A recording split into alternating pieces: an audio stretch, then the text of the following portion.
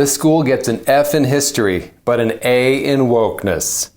A 12-year-old boy in Colorado was kicked out of class because he had a Gadsden flag on his backpack. This is the "Don't Tread on Me" flag. The school kicked him out of class. There was a video of the administrator meeting with the mom and the boy, and that went viral. Everybody saw it.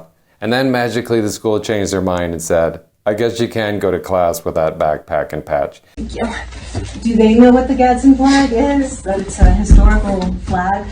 So the reason that they do not want the flag, the reason we do not want the flag displayed, is due to its origins with slavery and slave trade. That is what was, that is the reasoning behind why we do not want it displayed. Now, I know that marijuana is legal in Colorado, but if you don't know the difference between the Confederate flag and the Gadsden flag, you've had one too many bong hits. Yeah, so the patch couldn't be worn because it had its origins with slavery, according to the school and the administrator. And by the way, I think that video, actually, that's an administrator. I believe it's the vice principal and the mom and the boy. I know some people were acting like that was the teacher, but I read several sources. I'm pretty sure that's the vice principal who was meeting with the mom and the boy after this happened. I have not actually seen any videos or pictures of the teacher. I'm assuming that the teacher probably is a woman with purple hair. I'm just guessing. Now, one of the things that the administrator said was the bag can't go back if it's got the patch on it because we can't have that in and around other kids. Right. Okay. So we can have sexually explicit books. We can have drag queens. We also like people to say, we don't like them to say men and women, so we like them to say person with the scrotum or person with the vulva, person with testicles. All that stuff is fine, but this patch with the little snake on it, that's a problem. Okay. So here's the rule he was breaking that I found on Twitter. I guess they list unacceptable items. Talks about the following items are not acceptable in school buildings or on school grounds or activities. Lists a bunch of, looks like clothing, 1 through 5. And then it says any clothing, paraphernalia, grooming, jewelry, hair coloring, accessories, or body adornments that are or contain any advertisement symbols, words, slogans, patches, or pictures that, and number 1 is refer to drugs, tobacco, alcohol, or weapons. That was the rule that apparently he broke. I believe it was the director who said that that was the rule that he broke. Now, talking about this patch, I'm not sure how that patch is a drug, tobacco, alcohol, or weapon. That doesn't seem like it makes any sense with that item number 1. Now, I know there have been people have said that he also had some patches with guns on his backpack. That was mentioned in a few places. However, I didn't see that in the correspondence, in the email correspondence, and I also didn't see that mentioned in the video. So I'm not sure if that's was really the focus of what was going on.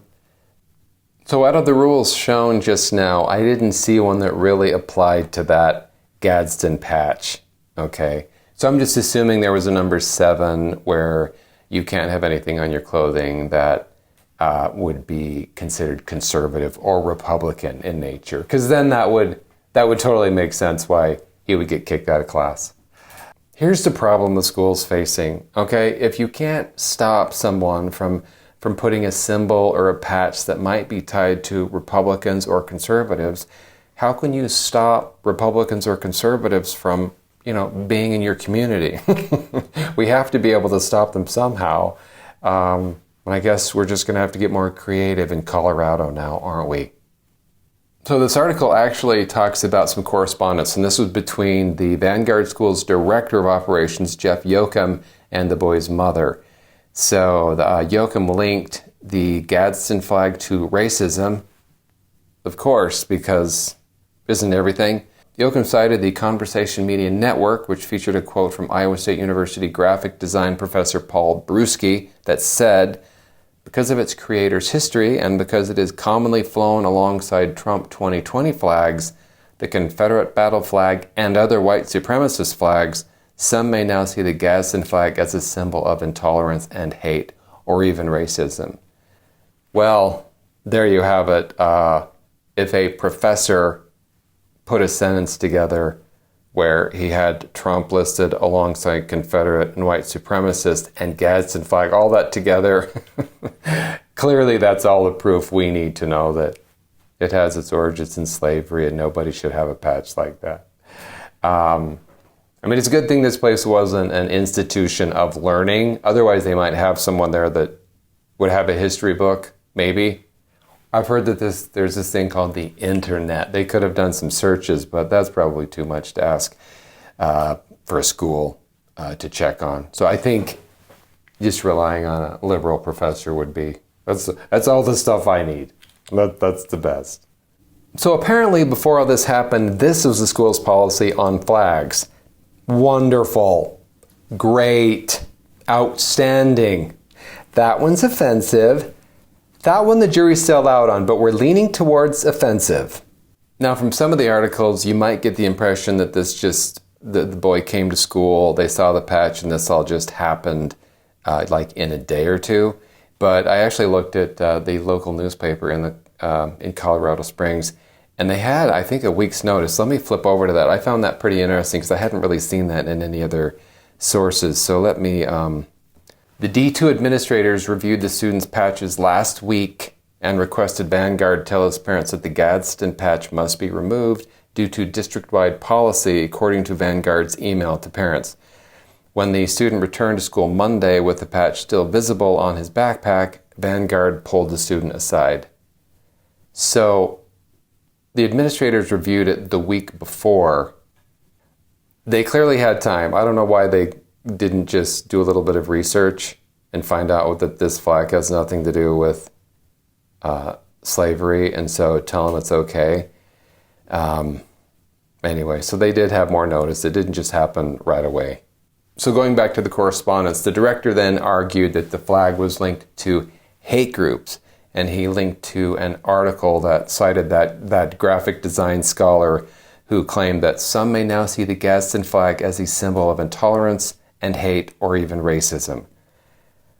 Okay, so if that is the test now, if some may see something as a symbol of intolerance or hate, or even racism, we shouldn't use it anymore?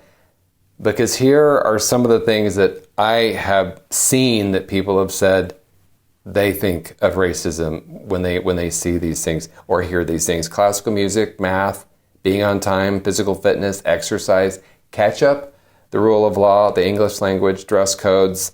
I could go on. All of those are real. And some people have viewed those things as a symbol of intolerance and hate and even racism. So, I mean, maybe that shouldn't be the test.